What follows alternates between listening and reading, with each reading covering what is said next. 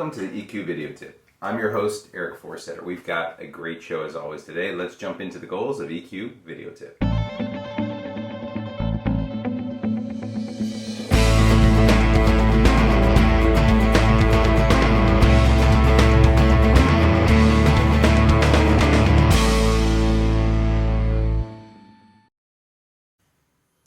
Welcome back. We're going to talk today about how to write emails that don't get ignored. And let's face it, we get so many emails, a deluge of them every day. It could be 50, 100, sometimes even 1,000. We need to get through them. And Fortunes.com's Meena Tharoon Vagadam is an author who wrote a great article on how to write emails that don't get ignored. Let's jump into some of the tips that Meena has for us.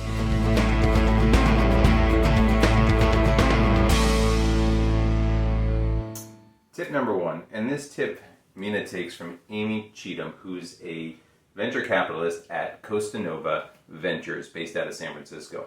She recommends being strategic with your subject line. What does that mean? Limit it to 6 to 8 words and be specific what you're asking for. If you're asking for something, reference that in the subject line. For example, would love to meet with you tomorrow at 4 p.m.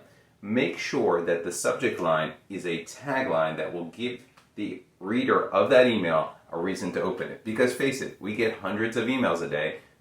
Why would we open one versus another? You need to be strategic and think about what will entice that reader to actually open that email.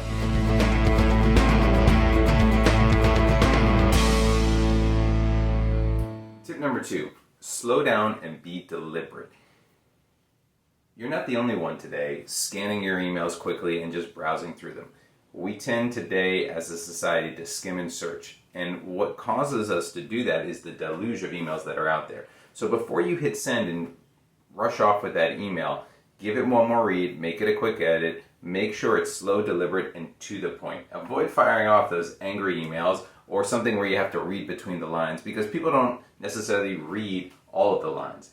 Instead, make sure it's crisp, clear, and to the point.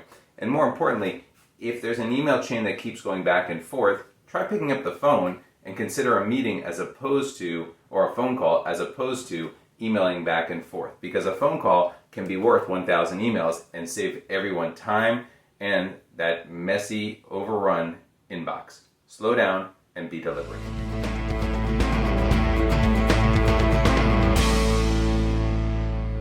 Make it easy for the reader. The best emails out there make it easy or as easy as possible for the recipient to understand and take a desired action.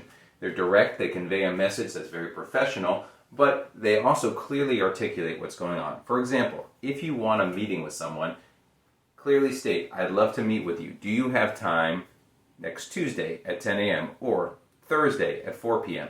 as opposed to saying, when can we meet? This allows the person to think about what works, but also prevents the boomerang effect of them saying, what time works for you? What time works for you? And going back and forth. Give them options, make it clear and precise.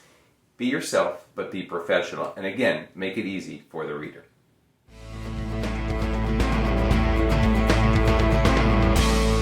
Our next tip, strike the right tone. And when we say that, an email to a boss or a coworker or a client is different than an email to a spouse or a friend or a loved one.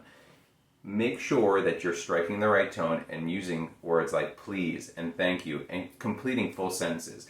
If someone asks you for something, just writing K or THX as thanks is probably not as professional as thank you, I appreciate your help, or I appreciate the time.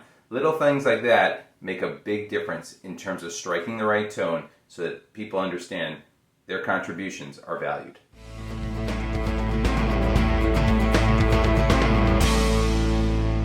Our last tip, follow up, but don't be annoying. And that's that fine balance that people have to strike between wanting to be present, but not being annoying right in front of someone with their emails. It's a tough balance to do, but when you send an email, wait at least 24 hours for a response, and sometimes 48 hours. After that, it's okay to send a follow-up to say, just bringing this or resurfacing to the top of your inbox. Try sending it at a different time of the day. If you sent the email at 4 in the afternoon the first time, maybe send it at 8 in the morning or 9 in the morning the next time. After 3 tries, understand that that person may not want to respond to you. But it's important to follow up because with the deluge of emails that are out there, it's possible someone missed it or got busy. Make sure though that you strike that balance between being there versus being there and annoying. And ensure you follow up.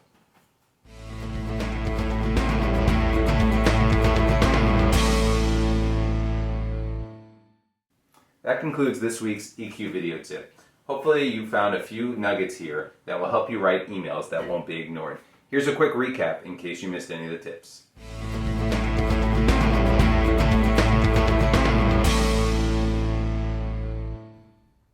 So that concludes our EQ video tip for today. Try incorporating some of these tips into your daily routine. But remember, use what works best for you and personalize it for yourself. Thank you always to our great research team for providing us with some great tips today.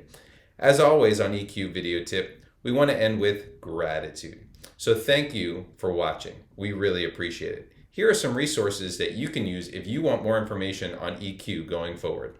Thank you again, and we look forward to seeing you in the next episode. Thank you.